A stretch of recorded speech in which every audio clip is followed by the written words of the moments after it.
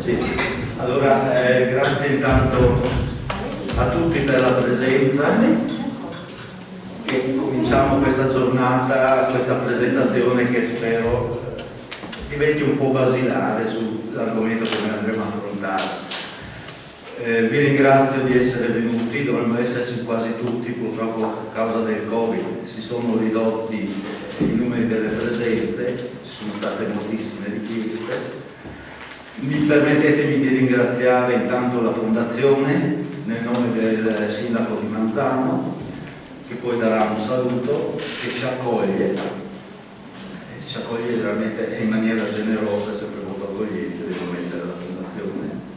Ringrazio tutti quelli che hanno collaborato e che purtroppo oggi non sono, a parte mia figlia Elise, Lorenzo Fulvirenti, che hanno collaborato in una maniera o nell'altra nella realizzazione di questo libro e che non sono presenti perché si è preferito privilegiare le persone, poi un secondo tempo, quando faremo altre presentazioni, ci saranno anche loro. Ringrazio la dottoressa Carnielutti che ve lo presenterà, che mi ha stupito. Quando l'ha provato, quando l'ha letto, mi ha veramente imbarazzato per i complimenti che mi ha fatto. Ringrazio anche la Elena Lizzi, con la quale siamo partiti 10 anni fa con questo progetto di Giulietta e Romeo. Senza dilungarmi, io darei la parola al sindaco di Manzano. Ci sentiamo, penso, dai, senza buongiorno a tutti, io porto i saluti di tutta l'amministrazione del Comune di Manzano e anche della Fondazione. Sono contento di essere qui perché quando si porta un libro è portare un qualcosa che rimane. Saluto il consigliere Miani, il sindaco Bernardis, la europarlamentare Lizzi, la dottoressa Carnielutti e l'autore Alessandro Rosguardo. Penso che questa sia una storia, forse una delle più conosciute in giro per il mondo, Giulietta Romeo. E dunque è con grande piacere che finalmente si parla di Giulietta Romeo. Dunque lascio subito la parola all'autore per spiegare prima la dottoressa, ok, dottoressa sì. Ok, prego. Grazie.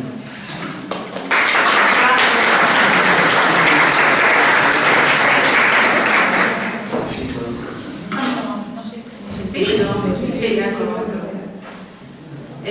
Grazie Sindaco, Assessore, cara Daniela, poi vedo Monica, quindi io non so neanche dare l'elenco e salutare tutti i presenti, per alcuni dei quali naturalmente conosco per aver intrecciato in questi anni degli ottimi rapporti di collaborazione, altri magari non li cito adesso perché rischio di dimenticare qualcuno. Voglio salutare la dottoressa Carnielutti che poi credo ci farà una lettura, non una recitazione ma una lettura critica del testo, ma soprattutto voglio ringraziare Sandri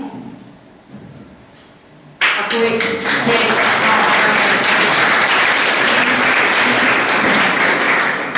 perché su questa storia, su questo progetto ora ma anche 10 anni fa ha speso molta energia e molta della sua creatività, che ci ha aiutato a scoprire e a riscoprire una storia originale perché l'originale è nostro, che però ci siamo un po', come di consueto accade nella nostra regione ed è accaduto nella nostra storia, ci siamo un po' lasciati, non dico scippare, ma abbiamo lasciato agli altri la capacità di promuovere e fare diventare internazionale, oserei dire mondiale, l'attrazione dal punto di vista culturale e turistico e proprio dell'appeal, delle emozioni, no?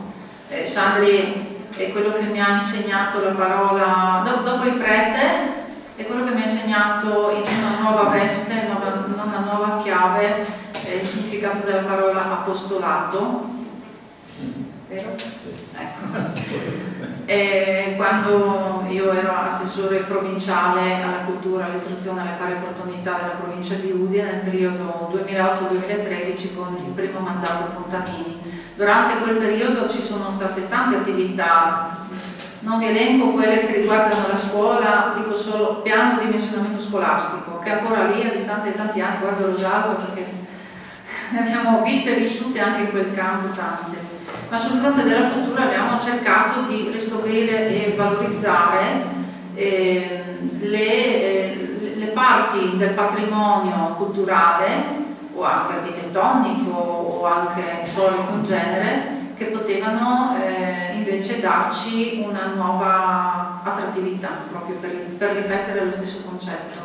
In quel contesto, anche tramite dei gruppi diciamo presenti sul territorio, sono venuta a conoscenza e ho scoperto pure io che la vera storia di Giulietta e Romeo in realtà nasce in Friuli e poi di questo parlerà meglio credo la dottoressa Carnieluti. All'epoca fu anche abbastanza difficile fare una lotta interna, non dico interna politica, interna al territorio, per far capire che questo era vero, che la storia era vera, che avremmo dovuto rivendicare e non per scimmiottare o che ne so, contrastare la giusta e legittima attività di valorizzazione che invece era nata in quel di Verona, ma per rivendicarne l'origine e richiamarne le gesta e trovare anche una forma diversa, ovviamente, di valorizzazione per far crescere questa storia e la conoscenza di questa storia all'interno del nostro patrimonio culturale, e in questo caso immateriale. Se poi nasce anche quello materiale, quello è un altro percorso. Ed è stato abbastanza singolare il percorso che abbiamo fatto. Ricordo anche che abbiamo creato a tavolino un incidente di percorso con la città di Udine, allora governata da un'altra amministrazione, proprio voluto lo scontro, proprio per far emergere l'argomento, che invece ha trovato grande apertura nella città di Verona, dove sempre io e il coraggioso Sandri Dosmaldo siamo andati prendendo anche la grandine. Ecco, sta venendo in mente tutto. E andammo all'epoca dal sindaco che ci ricevette e dette subito grande collaborazione, nacque anche uno scambio di visite e una promessa di continuare a lavorare, diciamo, in un percorso di integrazione culturale e di valorizzazione reciproca, che tra l'altro a Verona era già nata, perché se voi andate dentro a casa di Giulietta, nei totem che sono a disposizione dei visitatori c'è chiaramente scritto ed è chiaramente riconosciuto a Verona che Shakespeare scrisse probabilmente questa storia prendendone spunto, per non parlare proprio in modo troppo chiaro, dal racconto di Luigi da Porto. E quindi eravamo noi, e siamo ancora noi oggi, quelli che hanno mancato l'appuntamento di riprendere in mano questa storia e farne una storia universale, globale, mondiale, altrettanto alla pari, non in contrapposizione ma in collaborazione con quella che poi è stata mitizzata invece a Verona. E io sono veramente rimasta stupita e sbalordita dal coraggio di Sandri, che ha voluto comunque a distanza di tanti anni da mettere un ulteriore mattoncino, perché questa questa iniziativa non resti sepolta e perché domani trovi la giusta valorizzazione con il contributo di tutti naturalmente, perché qui qualcuno porta, cioè l'autore porta le conoscenze, la dottoressa Cagnilutti porterà la sua analisi critica, letteraria, storica, non lo so, e qui c'è anche una buona rappresentanza della politica o dell'amministrazione che può mettere a disposizione il proprio operato per riprendere in mano questo tesoro che abbiamo, che è ancora lì dentro lo scrigno, dentro il baule, ma si potrebbe anche esporre e valorizzare. A me ha dato molte soddisfazioni, me le ha date nel percorso che abbiamo fatto con gli studenti.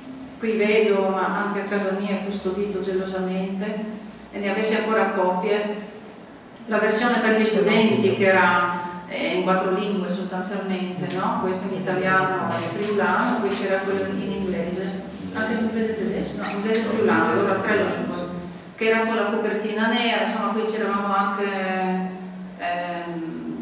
dedicati molto anche alla parte grafica che doveva avere un impatto giovanile, il logo e il conseguente anche approfondimento che avevamo fatto sulla dolce amistà, sulla dolce amicizia, che aveva gettato le basi e creato le condizioni per poter lasciare una traccia o creare le fondamenta per un progetto che speriamo che qualcuno raccolga. Oggi, a distanza di tutti questi anni, grazie a un grande consenso, un grande aiuto che io ho ricevuto, ma che è di tutta la comunità regionale, sono qua a testimoniare la consegna alla popolazione di questa nuova fatica letteraria di Sandri Dosualdo, ma anche a testimoniare che se vogliamo ancora possiamo fare qualcosa. Quindi io resto a disposizione e ti dico che oggi mi hanno contattato anche su Messenger perché io ho condiviso il tuo invito e già vogliono sapere dove sarà in vendita il libro, quindi è atteso e c'è molta curiosità e grazie, aspetto le vostre sollecitazioni. Grazie a Luigi.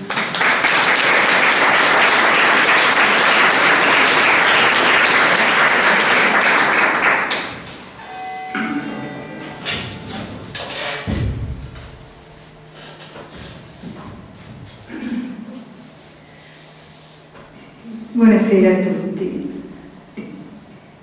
Vi domanderete, ancora un libro su Giulietta Romeo?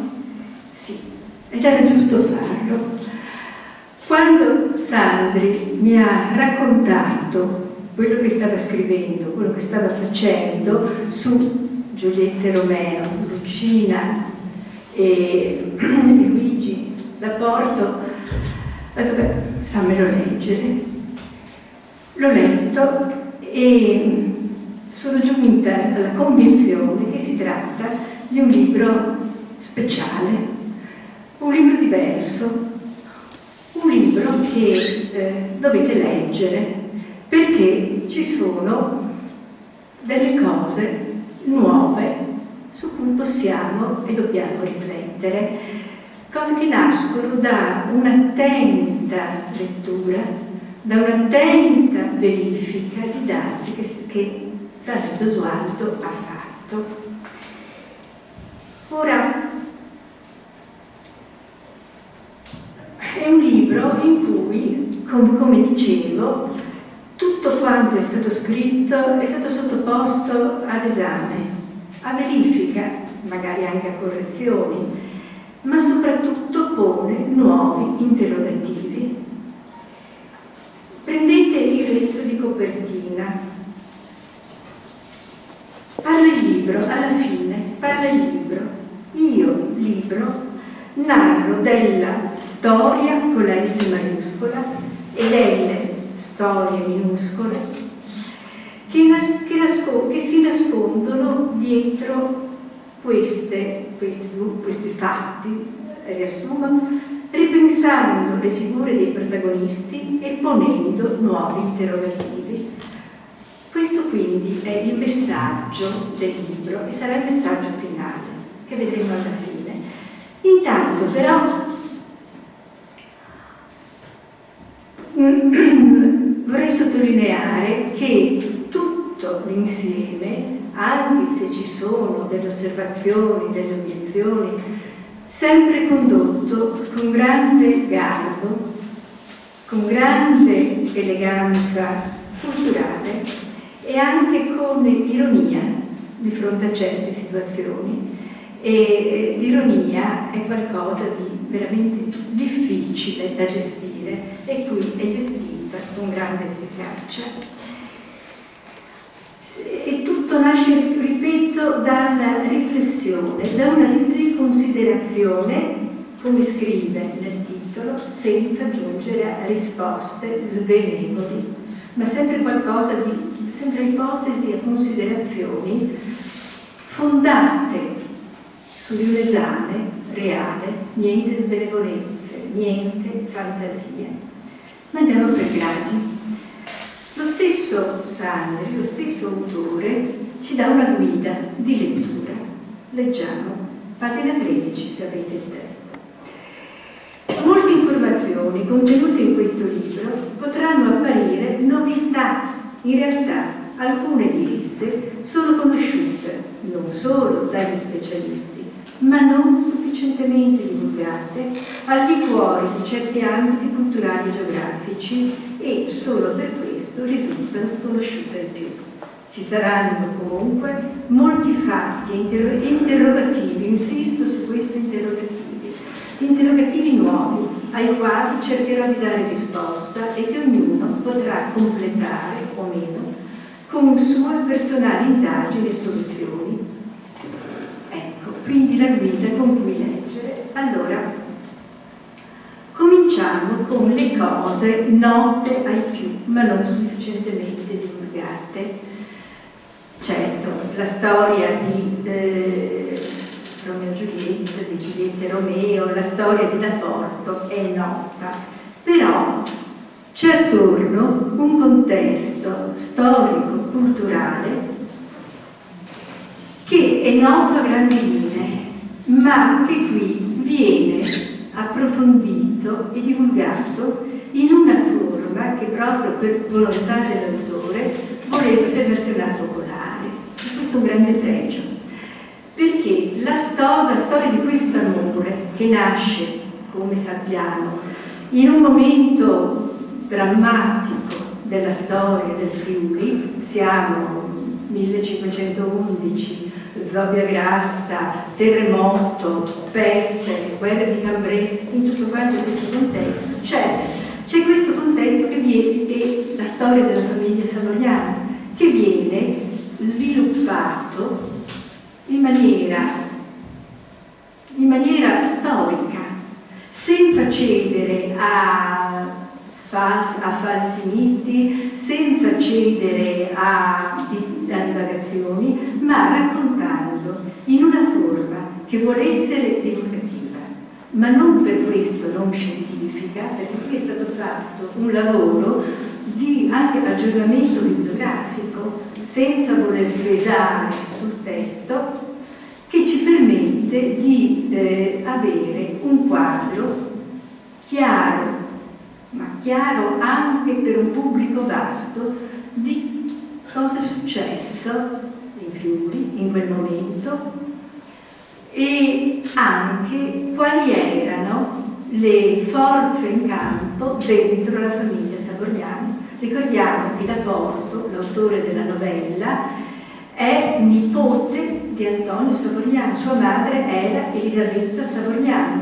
lui è figlio di un vicentino, ma di una Savogliana di Udine.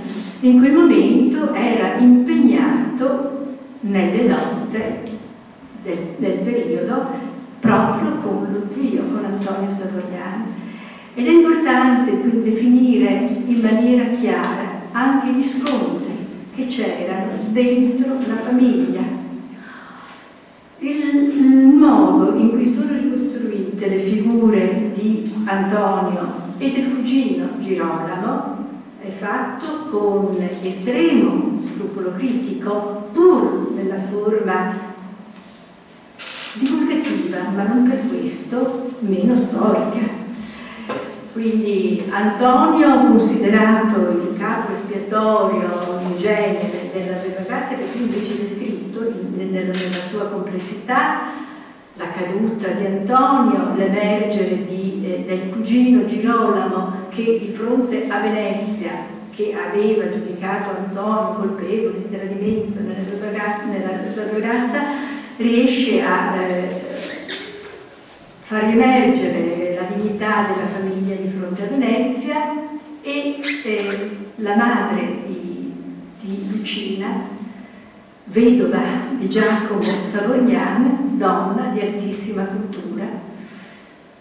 Conosciamo la sua storia con Pietro Bembo, e in questo ambiente, tra la guerra, tra la cultura, in una festa che è storica, che non è fantasia, la festa che c'è stata a casa Savognano, perché una festa attestata dai documenti, nasce questo amore, un breve amore, che si colloca in questo contesto storico che è delineato, ripeto, con una volontà di fare una storia nazionale, popolare, ma valida. E tra l'altro ci sono anche delle note che vorrei sottolineare quando si parla di quello che è successo dopo il Giorno di Grasso nell'insurrezione del 1511, una nota da non sottovalutare proprio in questa volontà di fare storia. Sì, sono morti colorevoli, eccetera, sono morti signori, ma quanti erano i villici che sono morti? Quanti contadini? Questo la storia ufficiale, la storia delle cronache dell'epoca non ce lo dice, perché è dall'altra parte, dalla parte dei grandi. Quindi ci sono anche queste note che meritano di essere sottolineate in questa ricostruzione che ci offre un quadro, ripeto, nazionale popolare, in cui trovano spazio anche queste osservazioni. Ora, in questo modo, anche quando si arriva ad esaminare la storia che ci racconta da Porto, si vuole liberarsi dai luoghi comuni, dalle superfetazioni. Per esempio, comincio da un piccolo esempio che però dice tante cose: il balcone. Allora, Lucina e Luigi, l'incontro al balcone, di notte sul balcone. Allora, a Verona si è scoperta la casa Capuletti, si è inventata la casa Capuletti, comunque questo è storia, non stiamo discutendo tutta ragione di tenersela, nessuno vuole, assolutamente, è un richiamo per la grande massa, e ci hanno costruito anche un balcone. Ma dobbiamo credere al balcone?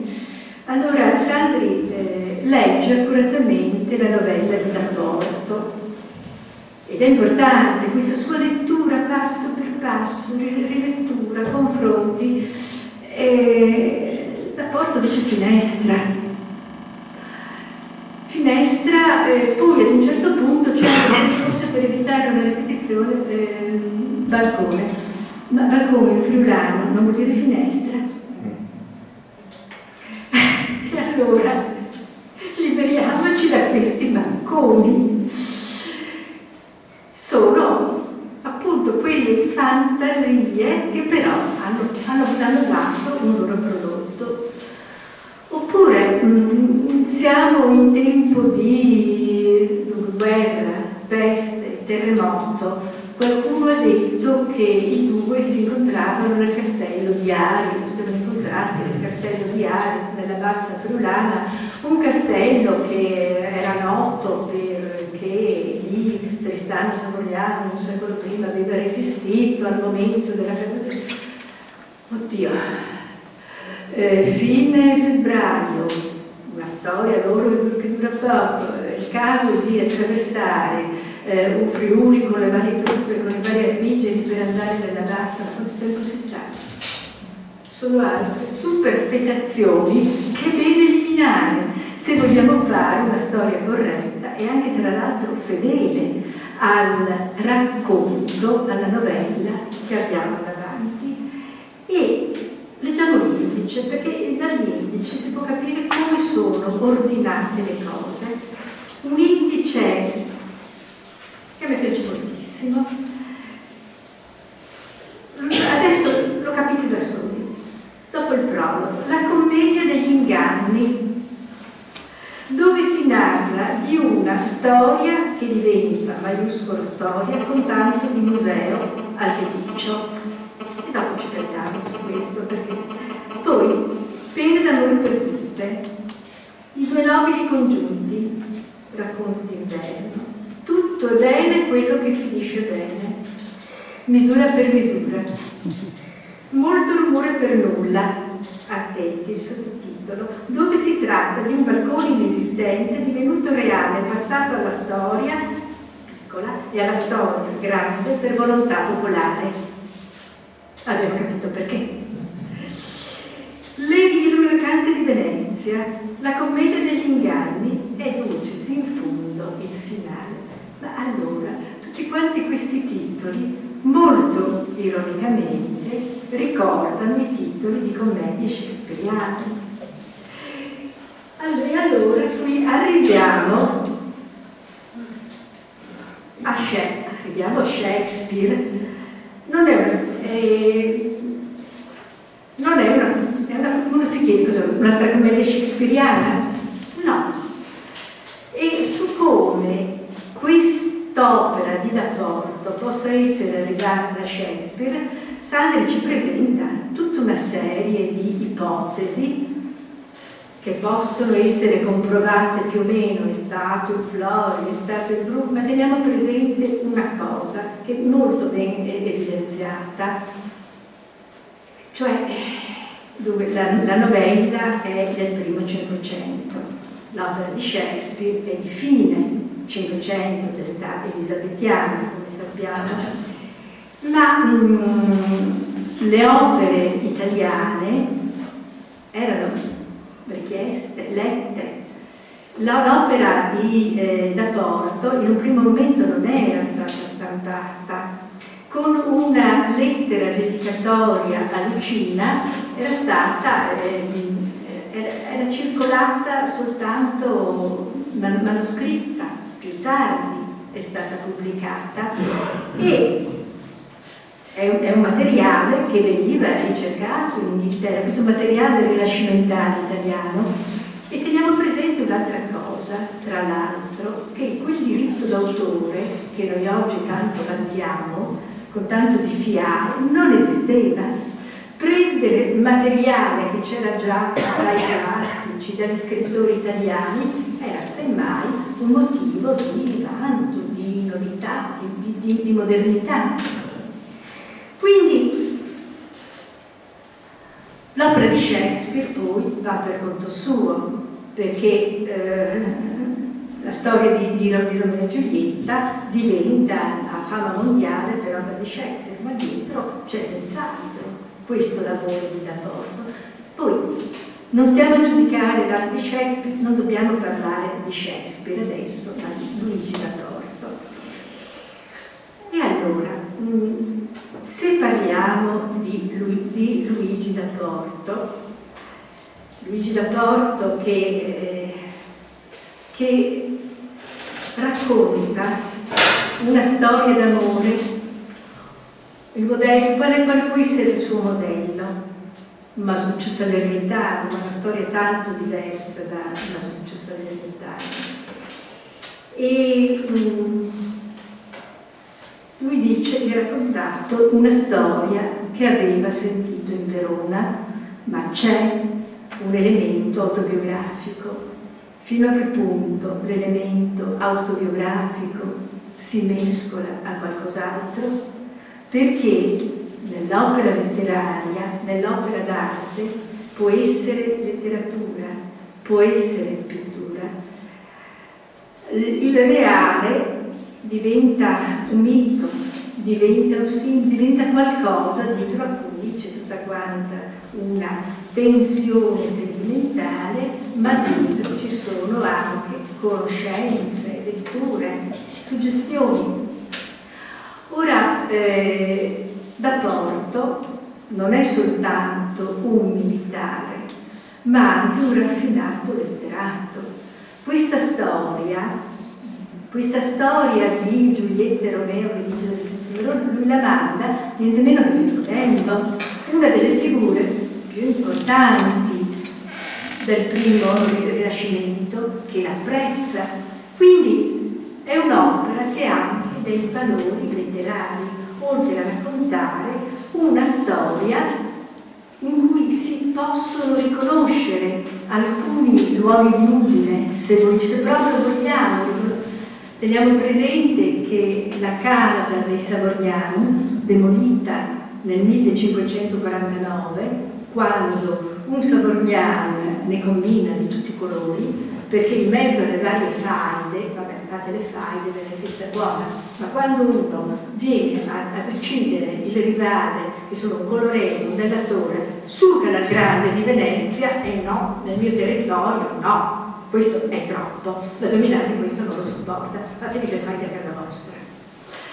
E allora, questo palazzo che viene demolito nell'attuale piazza Venerio era vicino alla chiesa di San Francesco, quella chiesa di San Francesco che viene nominata e San Francesco non c'è. E questa scelta del luogo della casa dei Savognani era anche indice di una loro volontà di essere vicino al mondo popolare, ai luoghi della pietà, era vicino all'ospedale, vicino alla chiesa di San Francesco. Ecco, quindi c'è questo mondo di Udine che si può riconoscere, senz'altro, però c'è anche qualcos'altro che... E da qui, che cos'è questo qualcos'altro? Questo qualcos'altro che diventa una nuova ipotesi, che offre alla fine del libro, che offre una prospettiva di lettura che è del tutto inedita e che fa di questo libro qualcosa di veramente nuovo. Qualcosa che riporta la storia non soltanto ad una parte di vita vissuta, trasfigurata dall'arte, ma anche ad una suggestione letteraria molto raffinata, di una tradizione molto raffinata.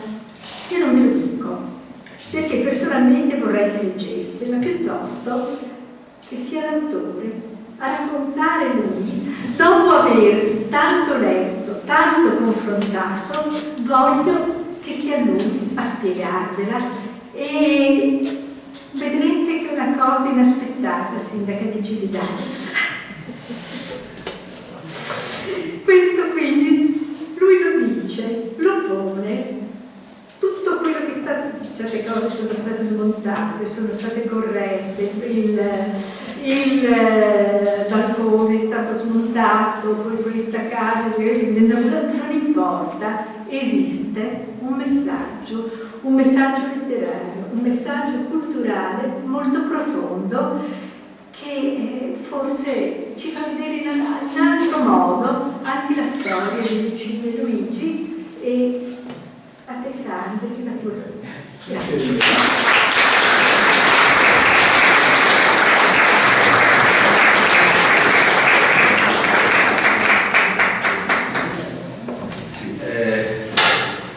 Ringrazio ovviamente chi mi ha anticipato, perché onestamente ha detto delle cose molto interessanti.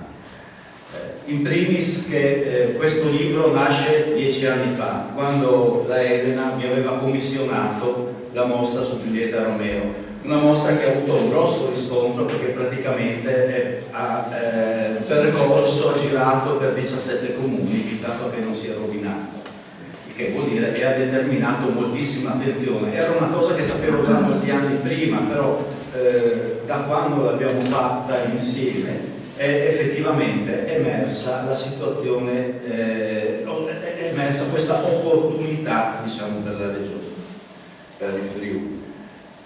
Opportunità che però anche mi aveva lasciato un po' di magone, perché in realtà noi avevamo cercato, c'era molta gente che si agitava intorno a questa Giulietta Romeo, o per problemi personali o per problemi economici, perché comunque è molto interessante anche sia dal punto di vista dei protagonismi che dal punto di vista ovviamente economico diventato.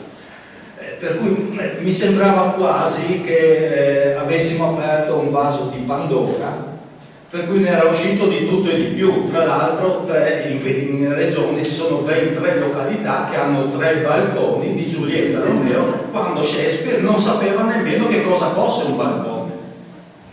E infatti lui parla di finestra, questo è il tragico.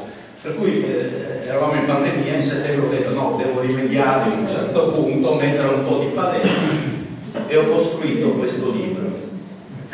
Giustamente anche la Liliana dice nazionale popolare. Io opero nella comunicazione, nel tempo libero mi dedico alla costruzione di libri, vediamo se che parlano e che passano sotto, che abbiano la funzione anche di educare la gente. Normalmente li costruisco quasi tutti, penso di avere abbastanza una buona mano, anche riesco a operare su vari settori, diciamo, grazie, riesco anche a comunicare, ho imparato anche a comunicare in maniera semplice, e poi vi farò un esempio di come comunico, perché quello che ho visto è che spesso in questa regione c'è una storia importantissima ma è assolutamente spersonalizzata, non c'è nemmeno un vero senso di cultura. Per me la cultura, ve la spiego in 2 parole, parte dall'etimo. Ossia, fate finta che io sia un vignaiolo. La cultura parte da colere, che ha un senso agricolo essenzialmente. Ossia, io coltivo, ma io coltivo il mio terreno prima di tutto, la mia vigna. Se vado a coltivare quella di altri divento un mezzadro, divento un colono, e la vigna non è mia. Secondo passaggio, che cosa succede? Che cosa fa un buon viticoltore? Comincia a tirare su i residui, comincia a buttare gli anticrittogrammi, ci cura, va a cercarsi le botti oppure le autoclavi migliori, si cerca l'enologo, si costruisce un packaging, si costruisce un prodotto. Questo è un altro termine latino molto importante che si chiama progressio, ovvero sia progresso. Io cresco perché faccio crescere chi mi rappresenta, ovvero sia il mio prodotto. Fino a giungere al terzo livello, il terzo punto molto più importante, in cui io ho il prodotto, esisto nello stesso momento in cui mi confronto con altri che fanno i prodotti uguali ai miei. E vedo se il mio prodotto sta sul mercato, mi scelgo gli agenti, vediamo se rispondono, riesco a capire, ossia in questo momento io esisto. L'impressione è che invece trovo spesso è che in questa regione si importi tantissima cultura, che alla fine è essenzialmente presenza di ospiti, e si investa pochissimo nell'esportare la cultura. E non serve essere Mario Draghi per capire che se noi esportiamo poco o importiamo pochissimo andiamo in default, ossia non abbiamo una nostra riconoscibilità di prodotto per poterci presentare. E noi abbiamo moltissimo da poterci presentare. E questo è uno degli step che dai Longobardi di molti anni fa, che è stato un libro di grandissimo successo. Se pensate che sono state vendute senza promozione 37.000 copie e mi sono arrivate richieste addirittura dalla Sapienza, ed è il più citato a livello internazionale. Questo libro infatti è al MoMA, è dappertutto scoperto, una cosa incredibile. Sì, per cui mi occupo anche per cercare di costruire come lo faccio? Lo faccio, cerco di fare in maniera semplice, con contenuti molto complessi, però in maniera semplice, e stando ben attento a una cosa, che le parole hanno sempre un doppio significato, che le cose che avvengono, anche quelle più importanti come Giulietta Romeo, spesso hanno un'altra faccia come le monete, che magari è più intrigante della prima. Vi faccio un esempio, mi serve la vostra collaborazione. Voi tutti sapete cosa è stato il 68. Secondo voi qual è la canzone sessantottina che ancora cantate con piacere, la insegnate ai figli, la richiedete addirittura nelle radio private? Non avete idea? Io sì, ma non la dici. Prove dai. Sarà bella ciao, no? Ve la canto, perdonatemi, vi canto un frammento. No, 44 gatti via da secolo resto di due. Infatti, recuperando è stato fatto in un momento di forte animosità sociale, fatta da un maestro di musica che era legato a potere operaio, e difatti che cosa narra? Narra che c'è questa riunione carbonara dei gatti, è un'allegoria, che poi scendono in piazza dietro le bandiere e anticipa il maggio francese. Lo stesso, e vedremo qualche esempio anche quelli in questo libro, che adesso io suddividerò praticamente in 4 porzioni, cercherò di fare anche abbastanza sveglio per non tediarvi, in cui il libro intanto descrive l'ambiente in cui nasce praticamente la storia. Ecco, c'è anche questa dualità, no, che nei paesi anglosassoni non c'è, per cui noi per storia intendiamo sia il racconto sia la storia importante. Nei paesi anglosassoni invece noi abbiamo una bella distinzione, story e history. Però non è detto che story e history, che la storia, che l'history sia story e che la storia sia veramente history, come in questo caso, dove noi vediamo che un mito in realtà contiene molti elementi di storia e molti elementi importanti che ci riguardano. Poi dopo parlerò, appunto, se tutti hanno parlato del balcone, allora parlo anch'io un attimino almeno sul balcone, su uno degli esempi in cui intendo intervenire e di cui intendo parlare questo libro. Vi leggerò quello che è la summa che non ho capito, praticamente parte non ho capito, che è praticamente la summa del libro, perché il libro è molto frazionato, contiene moltissime informazioni, per giungere poi all'ultimo, fra le tante novità, la novità più importante e secondo me anche più decisiva per la nostra terra. Intanto faccio in breve la storia della Giulietta friulana. C'è un lui, avete sentito Luigi da Porto, che è un cavaliere, che si innamora, si presuppone un ballo, non esistono dati reali, però in realtà è così puntualizzato questo ballo che non si può dubitare per certi elementi. Si incontrano a un ballo, si innamorano. Il l'amore dura pochissimo perché lui viene ferito tra l'altro qui a Manzano, vicino alla casa del sindaco, non so se è causa sua o meno. Sì. Rimane menovato, riesce a salvarsi, viene curato prima a Venezia, poi alla fine si ritira a Montorso Vicentino, dove viene a sapere che la sua bella, la sua amata, con la quale forse, anzi probabilmente si è anche sposato, o perlomeno c'è stato qualche cosa per cui si siano dati la parola, si sposa, va a nozze. Lui come reagisce? Lui reagisce scrivendogli una lettera che contiene una novella. Attenzione, la lettera che cos'è in quel periodo? Non è la missiva come pensiamo noi, che tu lo mandi e l'altro legge di nascosto. No, la lettera è qualcosa che si legge insieme, vuoi per analfabetismo, vuoi per tradizione, è che si commenta, è una specie di talk show del periodo praticamente la lettera. Infatti quando voi sentite parlare di uomini di lettere, non è che sono persone che sanno leggere e scrivere, no, sono persone che si inviano lettere i cui contenuti sanno che saranno letti e di conseguenza saranno commentati. Per cui quando sentite che gli hanno mandato la lettera di una sorta, non è vero, tant'è vero che ne fa un'altra di questa novella, la concede al Bembo, secondo alcuni ce ne sono 4 in circolazione, però non è comprovato, 2 ce ne sono senz'altro. E questo contiene all'interno, questa novella contiene quello che poi si chiamerà Giulietta, come un'invettiva finale che poi verrà tolta. e capirete alla fine quanto è importante anche questa edizione.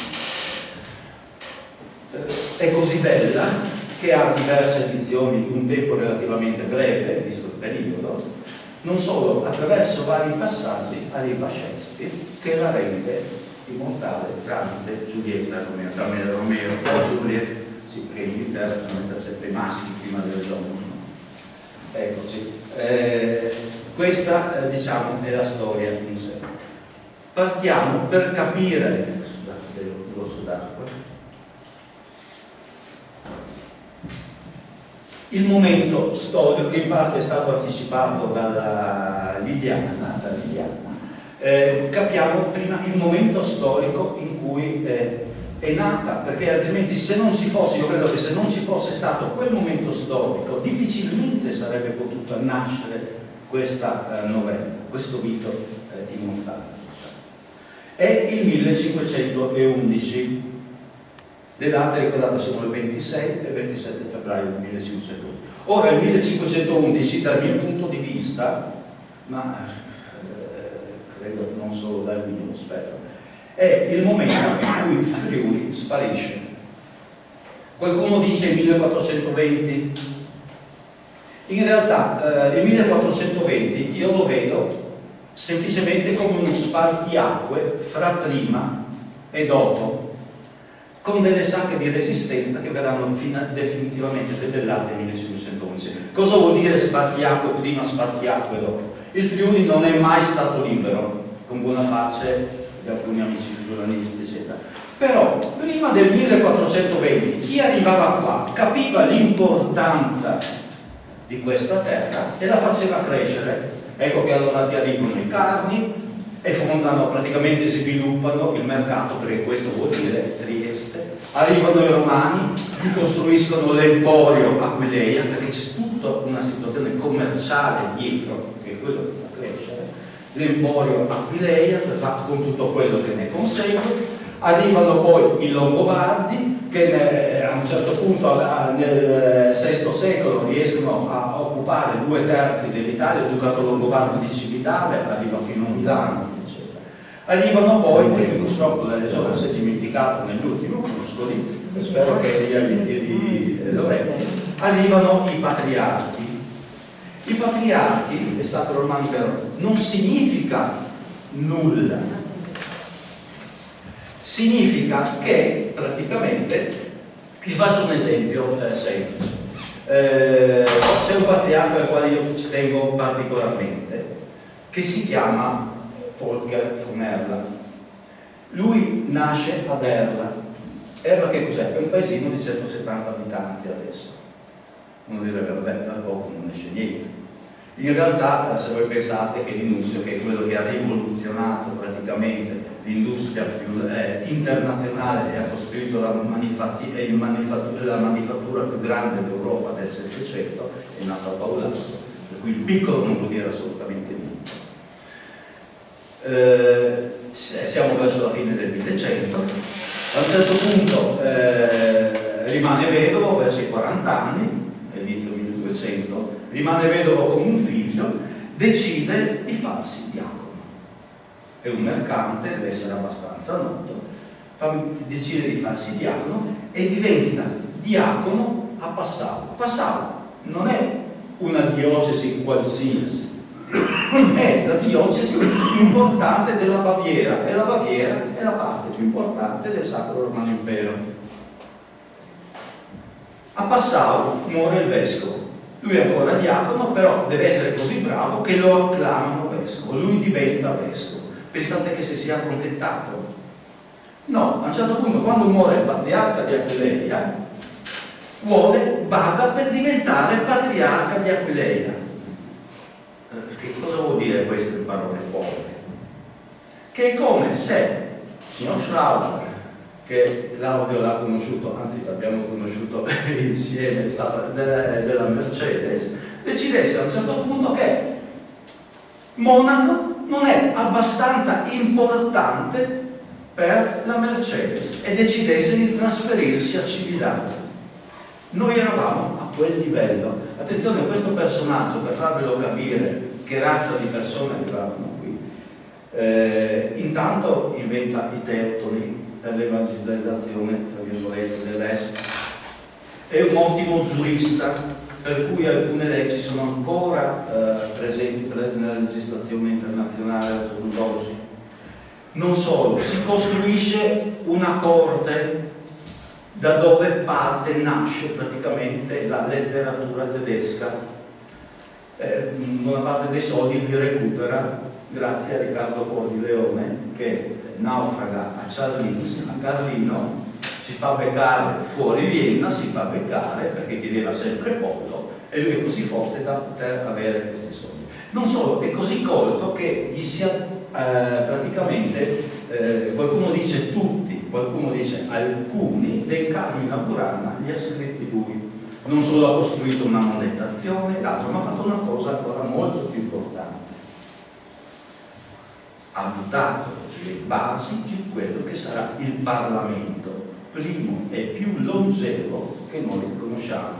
Qualcuno dice che no, è la Magna Carta, che è del 1215, in realtà la Magna Carta era un accordo tra baroni. Qualcuno dice no, nel Novecento c'erano gli islandesi, ma gli islandesi erano un'assemblea, quattro gatti, erano straricini, erano così poverelli che pur essendo vicini all'America non riuscivano ad andare in America. Infatti ci andavano i vichinghi, ci andavano i danesi, loro invece avevano le barchette che non riuscivano nemmeno ad affrontare l'oceano.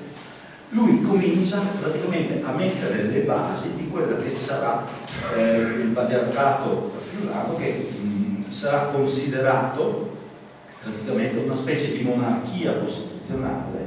Stando al Francesco di Manzano sarà una teocrazia civica, e stando invece, vedendo le disgrazie del Seicento a Friulano, invece la vera democrazia per il Da Porcia, in contrasto con l'aristocrazia repubblicana previa. Per cui, capite, a Cividale praticamente è nato, sinceramente sarebbe una bella idea se tra Cividale, Udine e voi riprendeste praticamente, allora che la regione, riprendeste in mano questa primogenitura che insieme a Giulietta Romero e insieme al Tiramisù è quella più nota a livello mondiale. Primogenitura perché noi viviamo in un momento in cui il Parlamento non sappiamo che cosa sia. C'è il Parlamento afghano che non è certamente il Parlamento americano, che non è certamente... Allora qual è la funzione del Parlamento? Riprendere in mano, riposizionando ad esempio il Friuli. Dopo il 1420 invece le situazioni cambiano. Il Friuli diventa semplicemente una terra di protezione per Venezia. Che se ne frega? Conseguenza? Invasioni, turchi, riprese anche da Pasolini, la popolazione che da 300.000 passa a 200.000 abitanti e ritornerà a 300.000 solo a metà Settecento.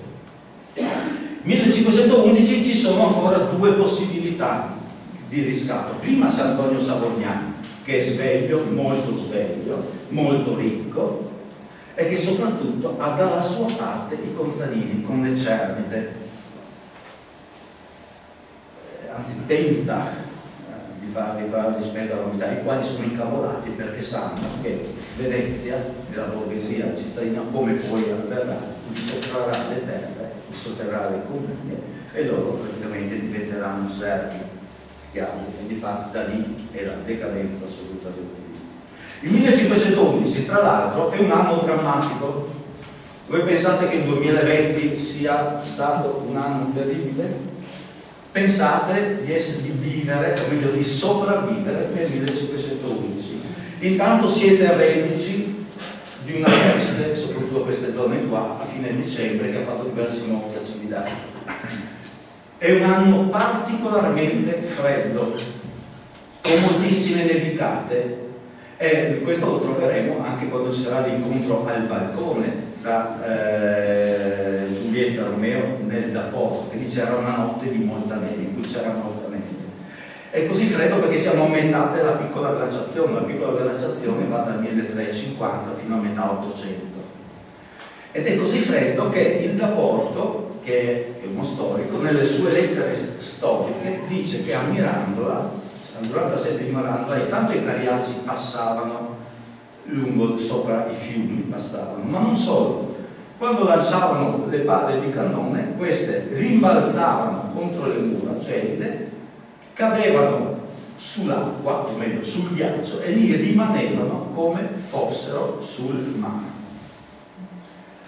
Non solo, a marzo arriva un terribile terremoto, maggiore di quello nostro del 1976, che farà 12.000 morti,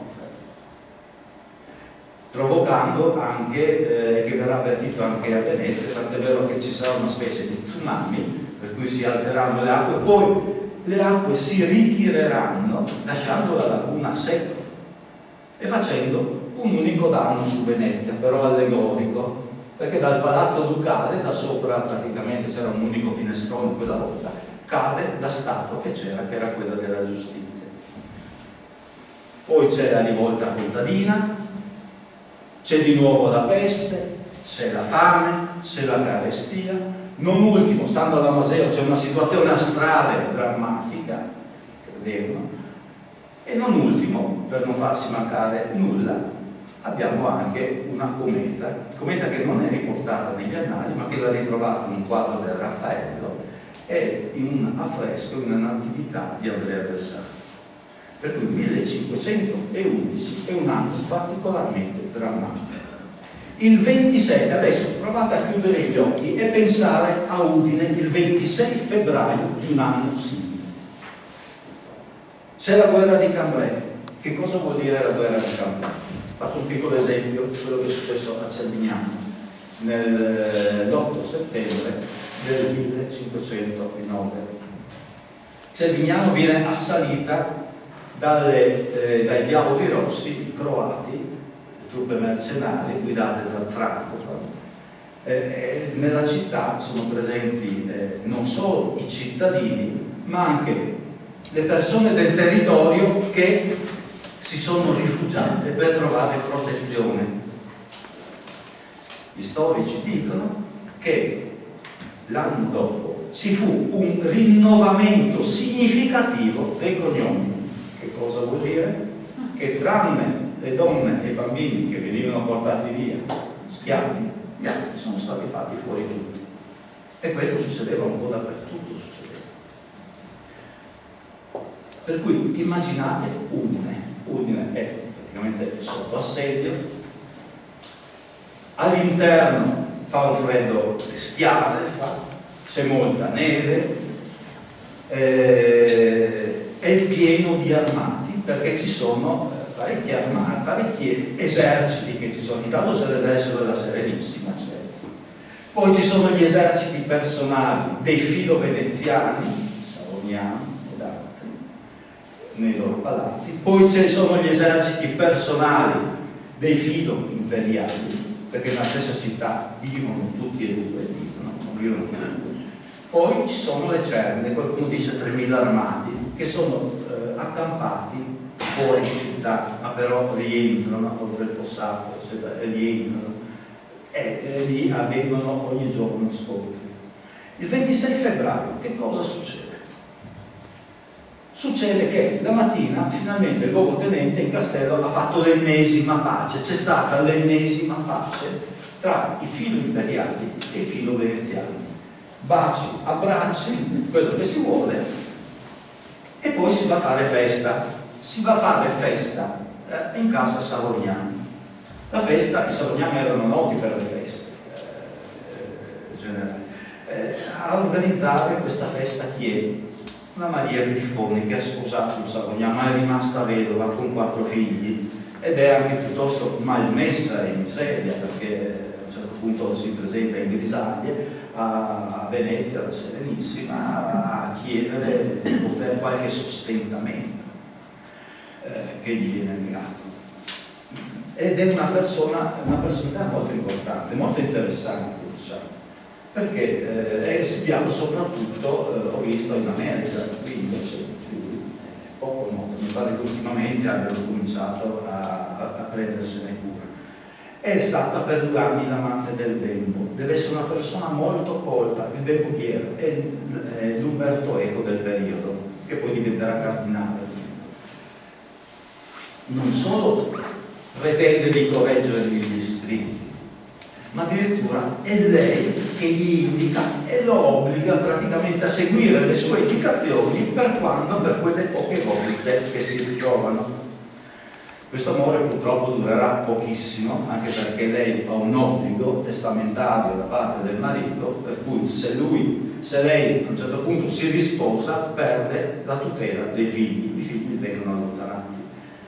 Durerà pochissimo, rimarrà in parecchie lettere, mentre il bimbo prenderà la strada per Roma, incontrerà Lucrezia Borgia, diventerà cardinale, finirà ritratto da Raffaele e da Tiziano.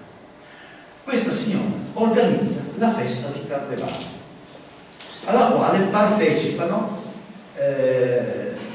gli avversari che si sono praticamente riappacificati, però riappacificati con un attimino di dubbio, perché i toriani, ossia la parte filo imperiale, se ne va via quasi subito per prudenza, e comunque ha già fatto allontanare dalla città le mogli e i figli piccoli, sempre per prudenza, il che vuol dire che era una pace particolarmente armata. Ed è in questo frangente che praticamente si presuppone, avviene l'incontro fra Luigi e Lucina. Lucina si esibisce, deve essere una donna bellissima, deve essere, perché in effetti è sorella di un'altrettanto donna bellissima, che è stata studiata in un libro da Gregorio Rasselli, che a un certo punto è la sorella, che si chiama Giulia, che blocca praticamente gli studi universitari a Padova, fin tanto che rimane a Padova talmente bella, alla quale dedicano delle poesie, addirittura un intero poema con il titolo Cacofonico da Giuliade, però capite, doveva essere particolarmente c'è una cosa che si racconta, si dice, per tante sciocchezze che vengono dette, ovvero sia che lei cantasse mentre lui era in un angolo mezzo nascosto, diceva. Siamo in guerra, con due situazioni che si combattono tra di loro. Volete che uno entri, immediatamente gli mandavano i cani, ovvero sia gli sgherri, lo portavano fuori per pizzare. Solo in Shakespeare, e questo facciamo una piccola nota di colore, solo in Shakespeare praticamente è nascosto, ma è un escamotage, perché anche lì praticamente le persone che intervengono sono disarmate e comunque mostrano la loro faccia. Il rapporto anche mostra la faccia, e difatti c'è quella bellissima immagini del Gigola fatte nel 1800, che adesso trovate all'Attribuzione di Milano, che tra l'altro mi offerte gratuitamente le immagini. Era anche qui dentro, ed è vestito da ninfa, tant'è vero che nella Giulietta di D'Aborto Gatel dice: siete la donna più bella che c'è in questa serata. In Shakespeare invece no, si camuffa, ma perché era abitudine fine pranzo, fine cena, che entrassero dei commedianti, e loro si mescolano a questi commedianti. Che cosa succede che normalmente non ci si pensa?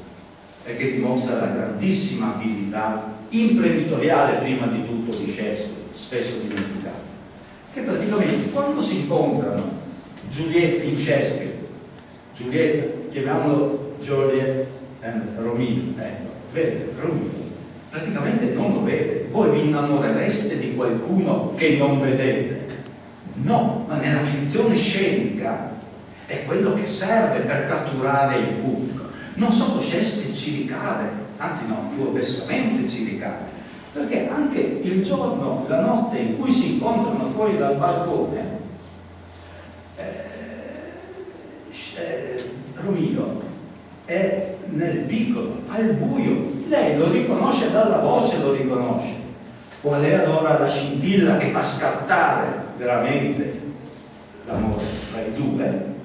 Dal punto di vista della fiction scenica, perché sembra una fiction in realtà tutta questa cosa qua tra le guerre, le lotte e altro, è il bacio che Romeo gli dà di nascosto, e lei estasiata dice: you kissed like a book, tu Succubussis di manuale, baci da manuale, baci. Ed è quello che praticamente scatena l'amore per tutti. Allora, adesso passo alla scuola. Vi faccio vedere una cosa molto curiosa che ho saltato. Il fatto che i friulani dopo il secolo XX, con tutte queste guerre, sono abituati. Tra l'altro ricordatevi che il primo uso del cannone è stato fatto a Cintara nel 1252, per cui eravamo avanti, non solo eravamo avanti anche musicalmente, questo l'ho saltato. Diventano, il rapporto dice che sono armigerissimi, le donne bellissime, e quello è rimasto. Quella moderna erano armigerissimi, cioè erano capaci di tirare con l'artiugio, con una mano, senza il treppiedi, e colpire un uccello alla distanza. E avevano questo è il 44 gradi, e avevano un'arma particolare loro, che si chiama lo spiedo furlano, o lo spiedo alla furlana, che è un'arma corsesca con la quale tiravano giù la cavallata e quello pensato. Ora,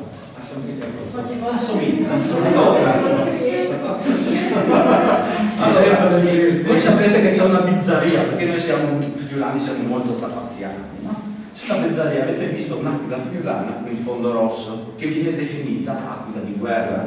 Ora, nessun Stato con un minimo di intelligenza cambia l'aquila quando è nel momento critico come nel momento guerra. C'è solo la Filippine che semplicemente invertono i colori, il rosso è blu e il blu è rosso. Noi invece abbiamo l'aquila. Potete vedere invece l'aquila di guerra veramente friulana. È solo questo, solo perché un grafico a un certo punto ha preso Roma per l'altra.